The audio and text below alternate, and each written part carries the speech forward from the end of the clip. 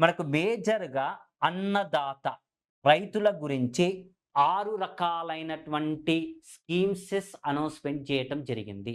ఇందులో ప్రధానమైనటువంటిది hybrid seeds మరింతగా ఉపయోగించాలి.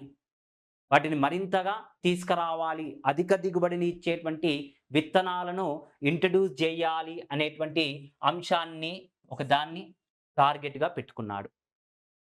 ఓకే. నెక్స్ట్ ఈ చీడ పురుగులను తట్టుకునేటువంటి పెస్ట్ అటాక్‌కి తట్టుకునేటువంటి హైబ్రిడ్ సీడ్స్‌ని ఇంట్రొడ్యూస్ చేయాలి అనేటువంటిది. నెక్స్ట్ మరొకటి ఏం పెట్టాడండి అంటే వ్యవసాయదారుల గురించి కిసాన్ క్రెడిట్ కార్డ్ మనందరికీ ఐడియా ఉందండి. కిసాన్ క్రెడిట్ కార్డ్ స్వల్పకాలిక రుణాన్ని ఇవ్వటం జరుగుతుంది. షార్ట్ టర్మ్ లోన్స్ అనేటువంటిది ఇవ్వటం జరుగుతుంది. గరిష్ట రుణ పరిమితి రూ. 3,00,000 వరకు ఇస్తుంది. Kisan credit card.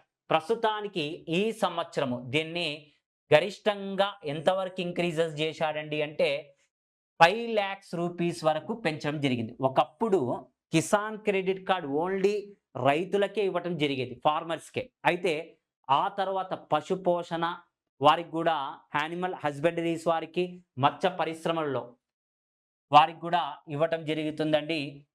ఎంత వరకు పెంచడం జరిగిందండి అంటే ఇది 5,00,000 వరకు ఇవ్వటం జరిగింది. ఈ సంవత్సరం ఎంతమంది రైతులకు ఇవ్వాలనేటువంటి టార్గెట్ పెట్టాడండి అంటే 7.7 క్రోర్స్ ఫార్మర్స్‌కి ఇవ్వాలి అనేటువంటి టార్గెట్‌ను లక్ష్యంగా పెట్టుకున్నాడండి కిసాన్ క్రెడిట్ కార్డ్‌లో. ఓకే. రైతుల గురించి చూడండి హైబ్రిడ్ సీడ్స్‌కి సంబంధించిన పథకం ఒకటొచ్చింది. నెక్స్ట్ కిసాన్ క్రెడిట్ కార్డ్‌లో మార్పులను తీసుకురావటం జరిగింది.